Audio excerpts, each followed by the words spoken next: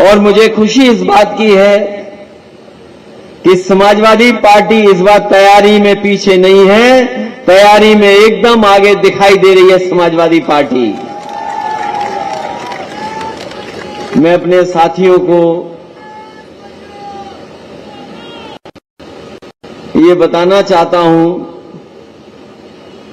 कि जिस समय कांग्रेस की सरकार बनने को थी और कुछ सीटें कम पड़ रही थीं, बहुमत कांग्रेस पार्टी के पास नहीं था। बहुमत को पूरा करने के लिए सबसे पहले कांग्रेस पार्टी ने अगर किसी का समर्थन मांगा था तो समाजवादी पार्टी का इकलौता विधायक, जिसके समर्थन के बाद और दलों का समर्थन आ गया था। ये क्षेत्र वो है, विंध्य का इलाका या मध्य प्रदेश का वो इलाका जो बहुत पिछड़ा है।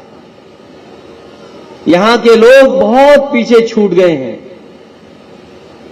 हम लोग अखबारों में, टीवी में और खासकर भारतीय जनता पार्टी के लोग न जाने क्या क्या प्रचार करते हैं। इधर जो लोग टीवी देखते होंगे वो देखते होंगे कि प्रचार बंद ही नहीं हो रहा टीवी पर। पता नहीं कहां से इतना धन दौलत आई है कि जैसे ही कुछ टीवी पे कुछ समय के लिए खाली होता है, केवल भारतीय जनता पार्टी का हमें प्रचार दिखाई देता है। अखबारों में बड़े बड़े विज्ञापन आ रहे हैं। मध्य प्रदेश में तो आ ही रहे होंगे विज्ञापन, लेकिन मैं देखता हूं उत्तर प्रदेश में भी बड़े बड़े अखबार जो हैं उसमें बहुत बड़े पैमाने पर विज्ञापन दिखाई दे रहा है। और जब मैंने जानकारी की और हासिल की जानकारी, तो वो पता लगता है कि वो केवल विज्ञापन है। अभी भी हमारे गरीबों का, किसानों का और खासकर आदिवासी भाई बहनों का कोई भाग्य नहीं बदला है। इसलिए जहां ये चुनाव होने जा रहा है, मैं अपने तमाम साथियों से कहना चाहता हूं, ये चुनाव केवल मध्य प्रदेश का चुनाव मत समझना, ये चुनाव देश का चुनाव भी समझना। आपका एक एक वोट आने वाले समय में जो चुनाव होने जा रहे हैं उसके लिए संदेश देगा। बीजेपी इस प्रयास में है। पहले तो बहुत मंथन हुआ उनके अंदर कि चुनाव कब हो मध्य प्रदेश का, दिल्ली का चुनाव पहले हो कि मध्य प्रदेश का चुनाव पहले हो। ये मंथन हो रहा था, लेकिन सुनने में आ रहा है कि अब तो मध्य प्रदेश का चुनाव पहले होगा, दिल्ली का चुनाव बाद में होगा। लेकिन दिल्ली का रास्ता अगर उत्तर प्रदेश से निकलता है तो मध्य प्रदेश में चुनाव होने जा रहा है, तो मध्य प्रदेश भी उसका संदेश देगा। अभी हमारे कई साथी कह रहे हैं प्रधानमंत्री बन जाओ, प्रधानमंत्री रेस में समाजवादी खड़े हो जाओ। हम तो इतना जानते हैं कि जिसको भी प्रधानमंत्री बनना है वो उत्तर प्रदेश में आ जाओ। और अगर गुजरात से ही कोई प्रधानमंत्री बनता होता तो फिर उत्तर प्रदेश में क्यों आए प्रधानमंत्री? क्योंकि वो जानते हैं कि उत्तर प्रदेश के बिना, उत्तर प्रदेश को जीते बिना दिल्ली की सरकार नहीं बनेगी। इसलिए मध्य प्रदेश के साथियों से मैं कहने आया हूं कि भारतीय जनता पार्टी के लोग बहुत बेईमान हैं, झूठे हैं। जो वादा करते हैं वो कभी पूरा नहीं करते। अपने हमारे किसान भाई, गरीब गांव के रहने वाले लोगों, याद कीजिए, भारतीय जनता पार्टी ने आश्वासन दिया था और ये भरोसा दिलाया था कि वो सत्ता में आ जाएंगे तो हमारे किसानों की आय दोगुनी हो जाएगी। यहां गरीब मजदूर किसान बैठे हैं, उन्हीं के परिवारों की माताएं बहनें बैठी हैं। बताइए, आपकी कोई फसल की कीमत अगर भारतीय जनता पार्टी ने दुगनी की हो तो बता दो हमें आप। आपका गेहूं तैयार हुआ होगा, गेहूं में क्या ये जो दोगुनी कीमत, आय दोगुनी की बात कही थी, क्या आपको गेहूं में आय दोगुनी हो गई? क्या जो धान आने वाला है या जो आया धान, पिछला भी हिसाब किताब मिलाइए, क्या धान की कीमत आपको उसमें आय दोगुनी हो गई? हमारे किसान का ना आय दोगुनी हुई, लेकिन महंगाई तो दोगुनी हो गई होगी। डीजल, पेट्रोल, जरूरत की चीजें सब महंगी हो गई। बीजेपी के लोग कहते हैं हमने तो नौकरी दे दी, रोजगार दे दिया। उत्तर प्रदेश में तो नौजवानों को नौकरी रोजगार नहीं मिला। बताओ, हमारे मध्य प्रदेश के और खासकर सिरमौर के रीवा डिस्ट्रिक्ट के लोग और खासकर नौजवान, बताओ आपको नौकरी रोजगार मिला कि नहीं मिला? बताओ, डिग्री हासिल कर ली, पढ़ाई पूरी कर ली, आप जाएं गांव में आकलन करें, पूछें क्या पढ़े लिखे नौजवानों को नौकरी मिल रही है? क्या ये सरकार नौकरी दे पा रही है? और तब जब मध्य प्रदेश में पिछले 20 साल से भारतीय जनता पार्टी के लोग हैं, आप हिसाब किताब लगाओ, बताओ कितने साल से बीजेपी के लोग हैं यहां? सत्ता में 20 साल से ज्यादा हो गया होगा समय। ये लगातार सत्ता में हैं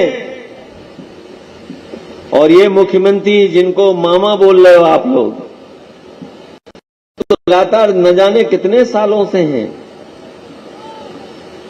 कितने सालों से हैं बताओ। जो नौजवान 5 साल के रहे होंगे, जो 8 साल के रहे होंगे, बताओ आज उनकी कितनी उम्र हो गई होगी? क्या उनके हाथ में नौकरी और रोजगार आ गया क्या? अभी लोकसभा में तस्वीर दिखाई कि नारी शक्ति वंदन बिल आ गया, अधिनियम आ गया, और बीजेपी के लोग प्रचार करने लगे कि अब तो माताएं बहनें विधानसभा में भी पहुंच जाएंगी, लोकसभा में भी पहुंच जाएंगी। नारी शक्ति अधिनियम आने के बाद ऐसा प्रचार किया,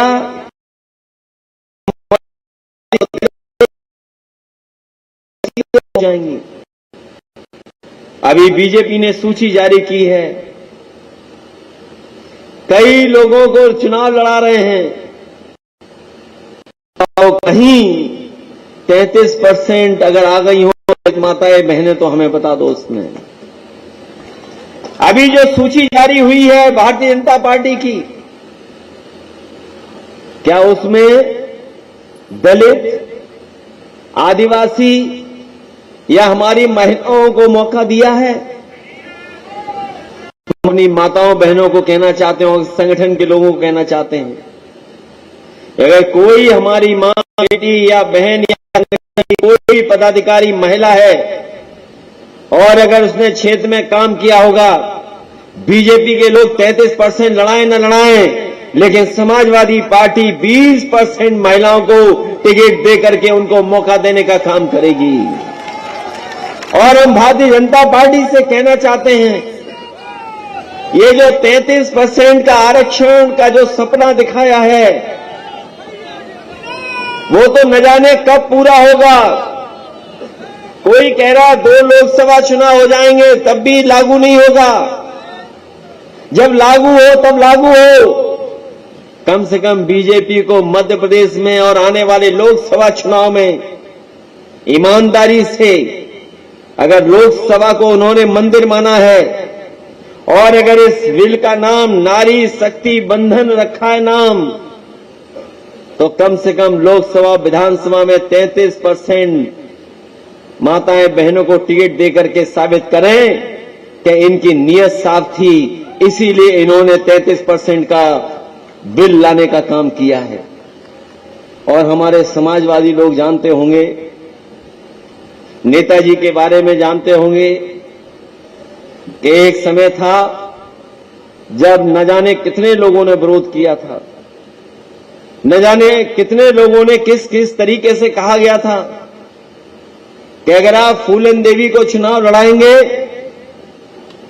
तो न जाने कितना विरोध हो जाएगा आपका। जो लोग पुराना समाजवादियों का इतिहास जानते होंगे वो जानते होंगे कि नेताजी ने किसी की परवाह नहीं की और वो फूल गरीब और खासकर जिनके साथ अन्याय हुआ उनकी आवाज बनकर के आगे आई थी, उसको भी लोकसभा में पहुंचाने का काम अगर किसी ने किया था तो समाजवादी लोग और नेताजी। हम लोग हमेशा और खासकर समाजवादी लोग जो पिछड़े हैं, दलित हैं, आदिवासी, उनको हमेशा मौका देते रहे। मुझे खुशी है इस बात की कि यहां आकर के लग रहा है कि समाजवादियों के गढ़ में मैं आया हूं। मैं जब यहां के पूर्व विधायक लक्ष्मण तिवारी जी से मिला था मैं, और उनसे जब बातचीत हुई तो लगा कि ये न केवल चुनाव लड़ना चाहते हैं बल्कि ये भावनात्मक रूप से भी समाजवादी विचारधारा से जुड़े हुए हैं। ये जहां विधायक रहे हैं, मैं सबसे ज्यादा प्रभावित इसलिए भी हुआ हूं कि ये फौजी हैं। इन्होंने सीमा पर रह करके देश की रक्षा की है और मुझे खुशी होगी कि यहां की जनता इन्हें चुन करके भेजेगी और विधानसभा में आपके हक और सम्मान की रक्षा ये करने का काम करेंगे। लक्ष्मण तिवारी जी ने बुलाया हमें, आज उन्होंने पूरे समर्थन सहयोगी साथियों के साथ अपना चुनाव प्रचार भी शुरू कर दिया है। और आज के बाद तो विरोधी पार्टियों में खलबली मच जाएगी कि समाजवादी लोग तो आगे निकल आए हैं। बताओ खलबली मचने जा रही है कि नहीं मचने जा रही है? जो लोग कह रहे हैं कि लाडली योजना बहुत अच्छी है, आप सोचिए, भारतीय जनता पार्टी की चाल समझिए। दिल्ली और भोपाल की सरकार ने मिलकर के पहले गरीब बना दिया, पहले गरीबों को कुछ नहीं दिया, और जब लगा कि हम गरीबों को कुछ नहीं दे पाए तो फिर लाभ देने की योजना बना दी। हमारे किसानों के अकाउंट में भी भेज दिया कुछ पैसा, हमारी माताओं बहनों को भी दे दिया। ये जो 1000 रुपए से अब 3000 रुपए करने जा रहे हैं, इससे हमारी माताओं बहनों का काम चलने वाला नहीं है। अगर देश में सबसे पहले किसी ने माताओं बहनों को सीधा सीधा पैसा देने का काम शुरू किया था तो वो समाजवादी पार्टी थी, और समाजवादी लोगों ने समाजवादी पेंशन से महिलाओं का सम्मान को बढ़ाने का काम किया था। इसलिए आज जब भारतीय जनता पार्टी कह रही कि हमारी अर्थव्यवस्था $5 ट्रिलियन पहुंच जाएगी, और ये अंग्रेजी में इसलिए बोलते हैं क्योंकि हमारा गरीब समझ ही नहीं पाएगा 5 ट्रिलियन होता क्या है। जब ये दिल्ली वाले कहते हैं कि हमारी इकोनॉमी, अर्थव्यवस्था 5 ट्रिलियन पहुंच जाएगी, तो हम उनसे कहना चाहते हैं कि हमारे माताओं बहनों का सम्मान 1000, 2000, 3000 में नहीं होगा, कम से कम उन्हें 6000 रुपए महीने का मिलेगा, तब हमारी माताओं बहनों का सम्मान हो पाएगा। इससे कम में उनका सम्मान नहीं होने वाला। और ये लोग कहेंगे कि 6000 कैसे दोगे, तो हम उनसे कहेंगे कि सरकार से हट जाओ, समाजवादियों को आ जाने दो, हम 6000 रुपए देकर के दिखा देंगे कि 6000 रुपए कैसे दिए जाते हैं। आप उद्योगपतियों का पैसा माफ कर दोगे, बैंकों से जो पैसा लिया बड़े बड़े लोगों ने उसका माफ कर दोगे। अगर वही पैसा आप उनसे ले लेते तो न जाने कितने गरीबों का घर और कितनी माताओं बहनों को 5,000 से लेकर के 6,000 रुपया ये पेंशन मिल जाती, उन्हें कहीं दूसरी तरफ नहीं जाना पड़ता। इसलिए जहां योजनाएं लागू करनी है, हमें अगर विशेष आदिवासी माताओं बहनों के लिए योजना चालू करनी पड़ेगी तो हम लोग करने का काम करेंगे। हमारे समाजवादी साथी जानते होंगे, जिस समय नेताजी सोनभद्र, मिर्जापुर और बनारस के इलाके में जो आदिवासी माताओं बहनों के बीच में गए थे, उसी समय उन्होंने मन बना लिया था कि अपनी बेटियों की पढ़ाई के लिए हम कन्या विद्याधन योजना चलाने का काम करेंगे। और जिस समय नेताजी मुख्यमंत्री थे तो 20,000 रुपया उन माताओं बहनों की बेटियों को देने का काम किया जाता था। जब पिछली समाजवादी सरकार थी तो 30,000 रुपए दिया जाता था। हम अपनी मध्य प्रदेश की बहनों को और खासकर आदिवासी बहनों को कह करके जा रहे हैं कि हमें सरकार की तरफ से बेटी के जन्म पर अगर मां को भी पैसा देना पड़ेगा तो हम लोग पैसा दे करके उसकी मदद करने का काम करेंगे। चाहे हमें 25,000 रुपए देना पड़े, चाहे 50,000 रुपया देना पड़े, हम समाजवादी लोग उनको दे कहने करके सम्मान बढ़ाने का काम करेंगे। आज भी आदिवासी वैसे के वैसे हैं, न उनके बच्चे पढ़ पा रहे हैं, न पढ़ाई का इंतजाम है, और जो पढ़ाई का इंतजाम भी अगर अच्छा है तो कहां पढ़ करके जा पा रहे हैं। आप बताइए, सरकारी स्कूल में कहीं पढ़ाई हो रही हो तो बताएं। हाँ, मैं सरकारी स्कूलों में कोई पढ़ाई नहीं, और जो किताबें वो समय पर नहीं मिल रही, जो कपड़े मिलने चाहिए वो समय पर नहीं, खाने के इंतजाम में भ्रष्टाचार, और जो भर्ती हो रही है उसमें भ्रष्टाचार। जो हमारे अध्यापक हैं उन्हें भी ऐसा मौका नहीं मिल रहा कि अच्छी पढ़ाई करा सके, उनकी भी ट्रेनिंग नहीं। जब अध्यापक अच्छे नहीं होंगे तो हमारे बच्चे भी अच्छा नहीं पढ़ पाएंगे। अगर कोई जिम्मेदार है इसके लिए तो वो भारतीय जनता पार्टी है, जो पिछले कई वर्षों से लगातार मध्य प्रदेश के बीच में सरकार चलाने का काम कर रही है। कहने को तो ये कह रहे हैं कि हम चंद्रमा पर पहुंच गए हैं। अगर ये चंद्रमा पर पहुंच गए हैं तो बताओ हमारे बच्चे कब पढ़ लिख जाएंगे, ये बता दो हमें आप। क्या बच्चों की पढ़ाई के लिए पर्याप्त इंतजाम हो गए हैं? और भारतीय जनता पार्टी लगातार इस कोशिश में है कि गरीब के बच्चे सरकारी स्कूल में पढ़ने नहीं जाएं, और उसका परिणाम यह है कि उत्तर प्रदेश में तो 3,000 प्राइमरी स्कूल बंद हो गए हैं, लेकिन सुनने में आ रहा है कि मध्य प्रदेश में भी कई हजार सरकारी स्कूल बंद हो चुके हैं। सोचे हमारे गरीब भाई बहन, अगर सरकारी स्कूल बंद हो जाएंगे तो क्या प्राइवेट स्कूल में इनके बच्चे पढ़ पाएंगे? क्या इनका भविष्य होगा? और जब पढ़ाई लिखाई नहीं होगी तो कोई भविष्य नहीं होगा। इसलिए अगर कम से कम अपने बच्चों के भविष्य को सोच करके, ऐसी सरकार जिसने स्कूलों को बंद कर दिया हो, ऐसी सरकार को हटाने का काम करना।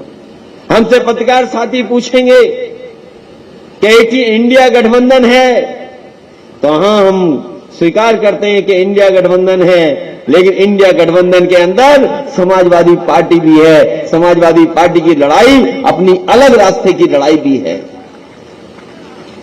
इसलिए मध्य प्रदेश के साथियों, मुझे खुशी है कि संगठन बना है और लगातार समाजवादी पार्टी काम कर रही है। जो हमारा पुराना वोट पाने का सिलसिला रहा है, समाजवादी पार्टी लगातार वोट पाती रही और बढ़ती रही है। जिस सिद्धांतों को लेकर के हम चले हैं, जो नेताजी के सिद्धांत रहे हैं, अगर उन्हीं सिद्धांतों को अगर हम गांव तक पहुंचा ले जाएंगे तो हमें पूरा भरोसा है कि बड़ी संख्या में हमसे समाजवादी लोगों से लोग जुड़ जाएंगे।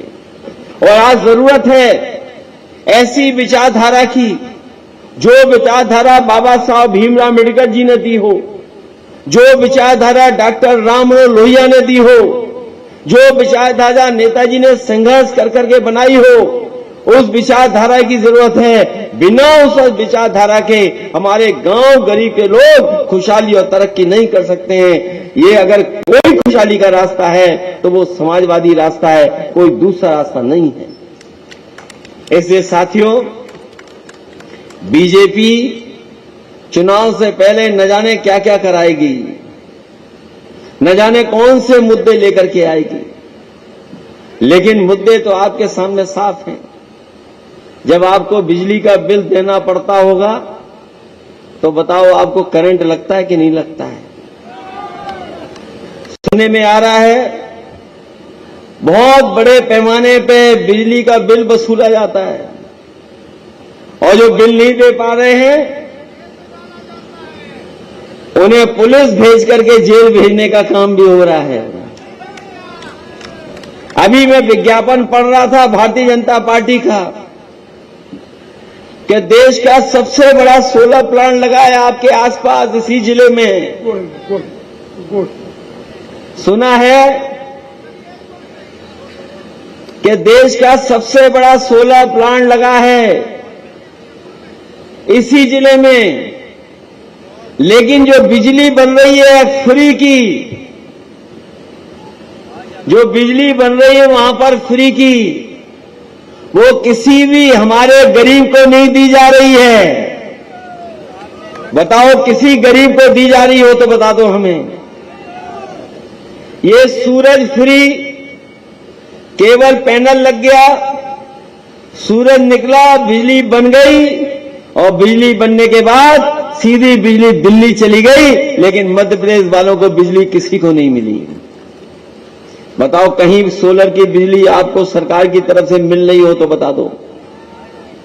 इसलिए हम आपसे कहना चाहते हैं, मुझे याद है वो समय जब देश के राष्ट्रपति कलाम साहब थे, मैं मुख्यमंत्री था, वो आए लखनऊ, उन्होंने कहा कि मैं गरीबों को फ्री बिजली देना चाहता हूं, और अगर आप इसका इंतजाम कर देंगे तो मैं उसके लिए जो कहोगे वो करने के लिए तैयार हूं। मुझे याद है उन्होंने पूरी जानकारी मुझे दी, और मैंने उस जानकारी को अपने अधिकारियों को बताया, और उत्तर प्रदेश में समाजवादी सरकार थी, हम लोगों ने मिलकर के एक ग्राम सभा को चिन्हित किया, और जो उस समय के राष्ट्रपति रहे कलाम साहब ने सुझाव दिया था, उस पर हम लोगों ने काम किया।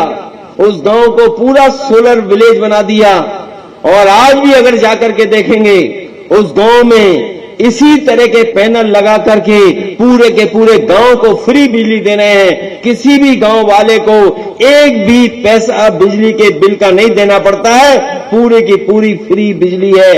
अगर उत्तर प्रदेश में ये काम हो सकता है, अगर ये काम उत्तर प्रदेश में समाजवादी सरकार कर सकती है, तो अगर हमें मौका दोगे आप, तो गांव के लिए अगर उत्तर प्रदेश की तरह जिस तरीके से कलाम साहब ने हमें सुझाव दिया था, उस पर काम किया था, ग्राम सभा का अपना सोलर प्लांट होगा, और पूरी की पूरी बिजली उस गांव की होगी। चाहे वो उससे चक्की चला लें, अपने गांव का पंखा, घर का पंखा चला लें, लाइट जला लें, और चाहे खेत के लिए पंप लगा करके पानी खींच लें, उसका कोई बिल आपको नहीं देना पड़ेगा, पूरा का पूरा फ्री होगा। ऐसा इंतजाम समाजवादी लोग करने का काम करेंगे। बताओ, देश का सबसे बड़ा प्लांट लगा हो, लेकिन हमारे गरीब को बिजली नहीं मिल रही हो।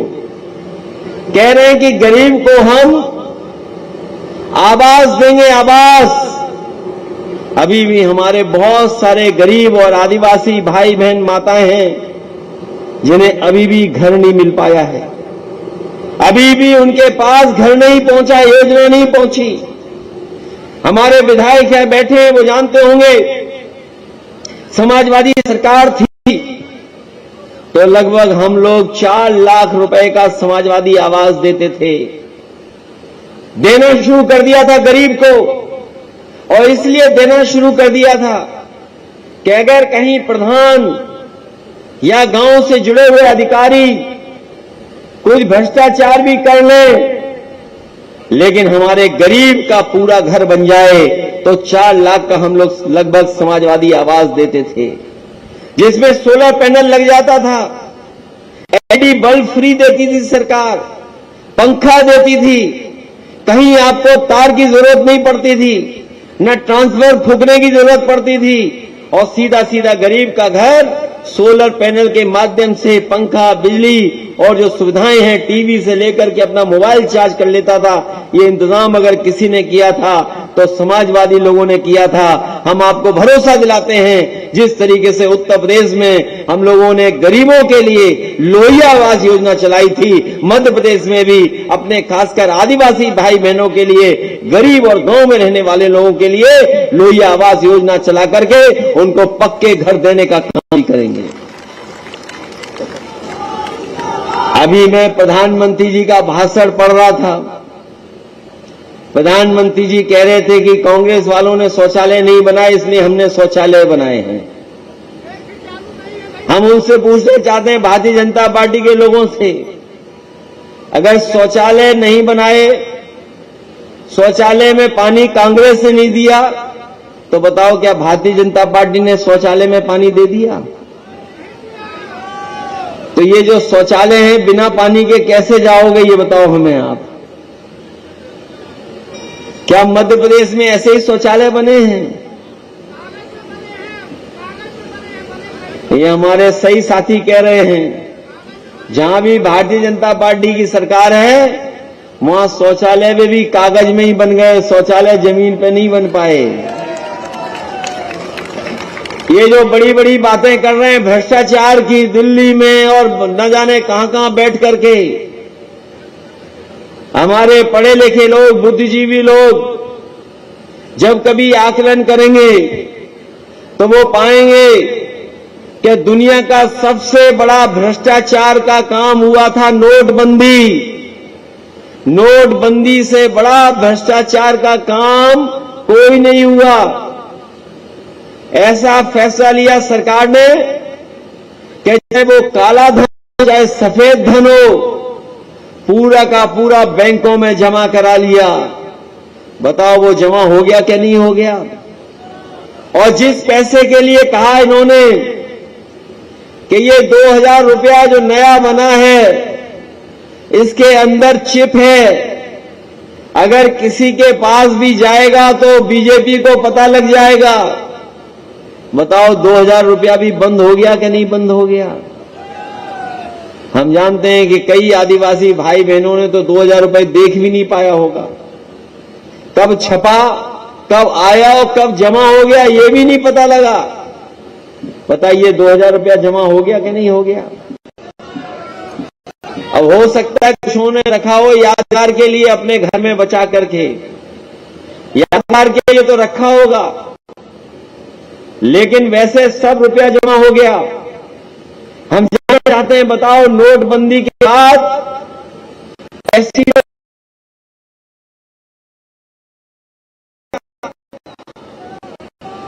भ्रष्टाचार बढ़ा है, कम नहीं हुआ है। और मध्य प्रदेश में तो हर चीज में भ्रष्टाचार है। अगर भ्रष्टाचार नहीं होता तो लगातार एक सरकार को जनता ने मौका दिया है, सरकार न जाने कहां पहुंच गई होती, जनता की न जाने आ गई होती। इसलिए साथियों, हम आपसे कहना चाहते हैं, हम लोग हमेशा चुनाव में समाजवादी पार्टी के प्रत्याशी आपके बीच में उतारते हैं। इस बार लगातार समाजवादी लोग पिछले कई वर्षों से काम कर रहे हैं, संगठन भी तैयार किया है, हम लोग जगह जगह कार्यक्रम भी चला रहे हैं, और समाजवादी पार्टी से बड़े महत्वपूर्ण लोग जुड़ भी रहे हैं। और इसी कड़ी में सिरमौर से तिवारी जी जुड़े हैं। हमें उम्मीद है कि आपका सहयोग और समर्थन मिल जाएगा।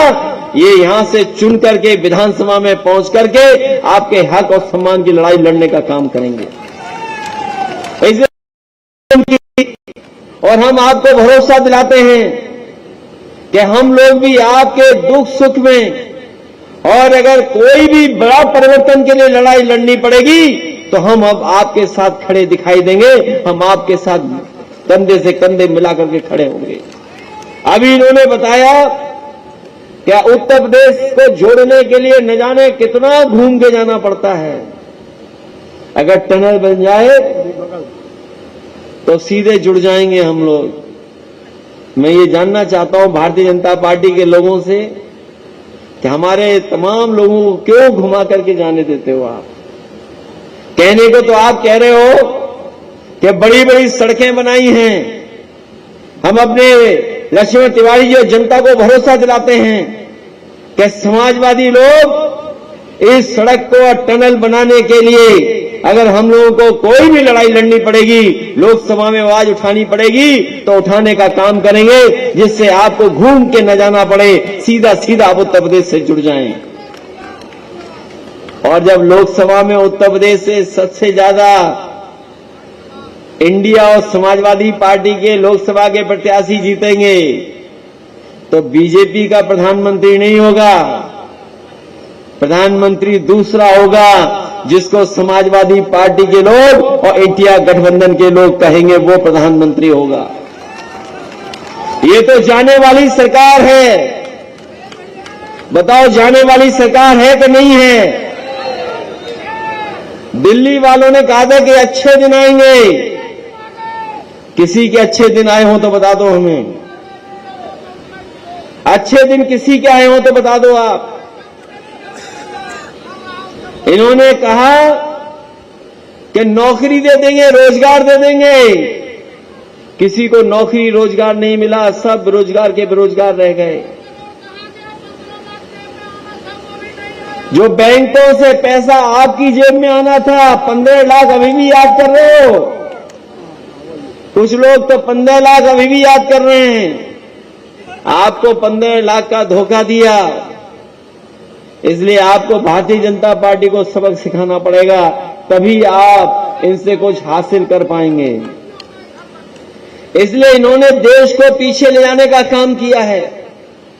जहां तक ये गौ सेवा की बात करते हैं, अगर ये हमारे गरीब और किसान की मदद करें तो हमारा किसान अपने आप गाय की सेवा करने लगेगा, गौवंश की सेवा करने लगेगा। ये बीजेपी के लोग नहीं चाहते कि गौ सेवा हो, गौवंश की सेवा हो। मुझे नहीं पता कि मध्य प्रदेश में कितने लोगों की जानवर से टकराने से जान गई होगी, लेकिन मैं ये कह सकता हूं उत्तर प्रदेश में कोई दिन ऐसा नहीं जाता जिस दिन जानवर से टकराने से कोई एक्सीडेंट ना होता हो या किसी न किसी एक व्यक्ति की उत्तर प्रदेश में जान न जाती हो। गौवंश के कारण, एक्सीडेंट के कारण हर दिन कोई न कोई जान जा रही है। अगर जान गरीब की जा रही है, उसके लिए कोई जिम्मेदार है तो वो भारतीय जनता पार्टी के लोग जिम्मेदार हैं, कोई दूसरा जिम्मेदार नहीं है। इसलिए इस मंच पर बैठे हुए हमारे प्रदेश के अध्यक्ष रामायण सिंह पटेल जी का मैं धन्यवाद देता हूं, लक्ष्मण तिवारी जी का विशेष धन्यवाद देता हूं, विश्वनाथ सिंह मरकाम जी का धन्यवाद, व्यास जी गौर जी का, दद्दन सिंह का, अनिल प्रधान जी का, बिशंबर सिंह जी का, निर्भय जी का, कमलेन पांडे जी का, श्रीमती अनीता रंजन जी का, और बहुत सारे जो समाजवादी साथी जिनका मैं नाम नहीं ले पा रहा हूं, मैं उनका धन्यवाद देता हूं।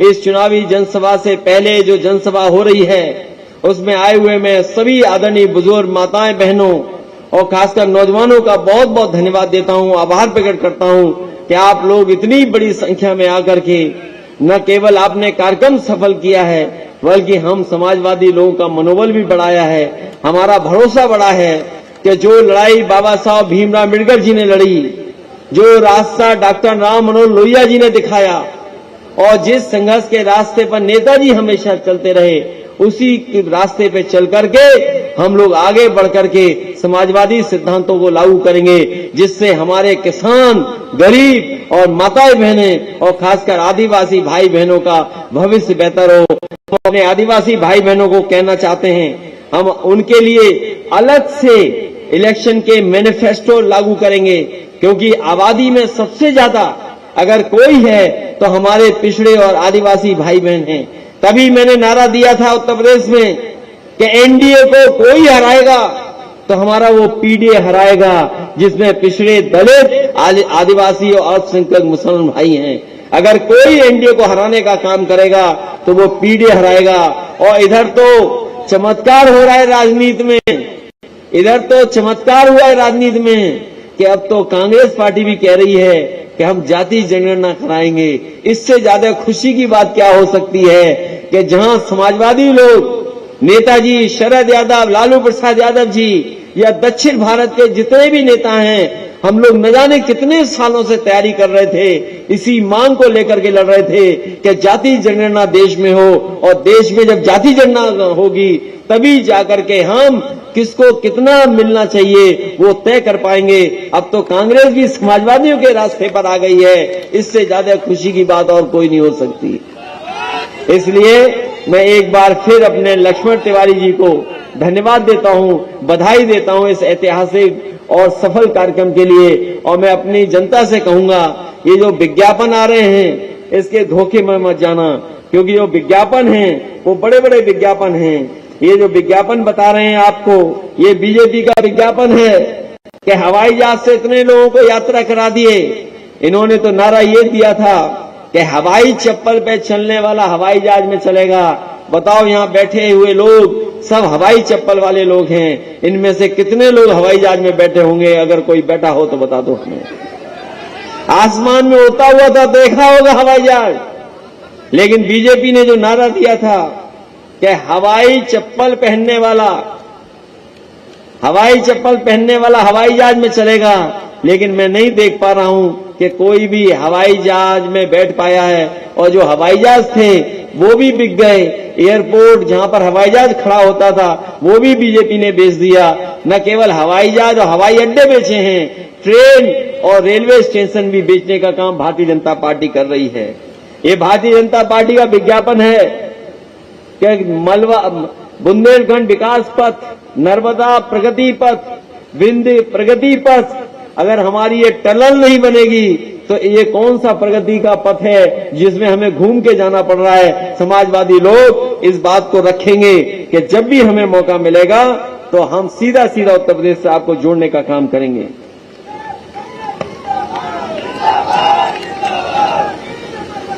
ये विज्ञापन है जिसमें कह रहा है हाईटेक मध्य प्रदेश बन रहा है। बताओ कितना हाईटेक मध्य प्रदेश बन गया, ये हमें आप बता दो। आपका स्टेशन अभी तक आधुनिक नहीं हो पाया है। महिलाओं को बैठने के लिए, महिलाओं को सुविधा कुछ है ही नहीं। जो हाईटेक विज्ञापन तो है, लेकिन जमीनी हाईटेक कुछ नहीं दिखाई दे रहा है।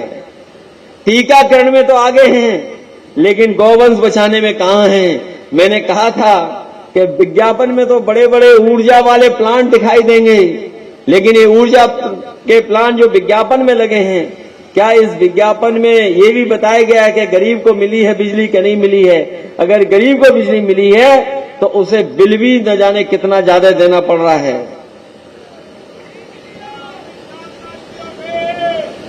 महिलाओं को आरक्षण की बात कर रहे हैं, कम से कम जो सीटें दी हैं इन्होंने उसमें लागू करें कि 33% ये आदिवासी, दलित और महिलाओं को दे रहे हैं। इसलिए इनके विज्ञापन तो बड़े बड़े हैं, विज्ञापन तो रंग बिरंगे हैं, लेकिन सच्चाई वो नहीं है। इसलिए सच्चाई के साथ खड़े होकर के लक्ष्मण तिवारी जी और समाजवादियों का साथ देना, चुनाव चिन्ह साइकिल याद रखना और इंडिया गठबंधन को जिता करके नई दिशा में, नई क्रांति की तरफ आप लोग बढ़ने का काम करना। इन्हीं शब्दों के साथ मैं आप सबका बहुत बहुत धन्यवाद देता हूं, आभार प्रकट करता हूं। वहीं जो उत्तर प्रदेश से लोग आए हैं, जो आसपास के जिले के लोग हैं, मैं देख रहा हूं बांदा के, चित्रकूट के, बहुत बड़ी संख्या में तो नहीं, लेकिन कुछ जिम्मेदार नेता कार्यकर्ता हमें दिखाई दे रहे हैं। अगर आज आप आए हो तो कोई न कोई एक विधानसभा पकड़ लो जहां पर समाजवादियों के काम, समाजवादियों के सिद्धांत और समाजवादी योजनाओं को अगर आप समझा दोगे तो हमारी समाजवादी पार्टी की बहुत बड़ी मदद होगी। हमें उम्मीद है कि उत्तर प्रदेश के भी कार्यकर्ता नेता यहां समझा करके समाजवादी पार्टी के साथ लोगों को जोड़ने का काम करेंगे। आप सबको बहुत बहुत धन्यवाद और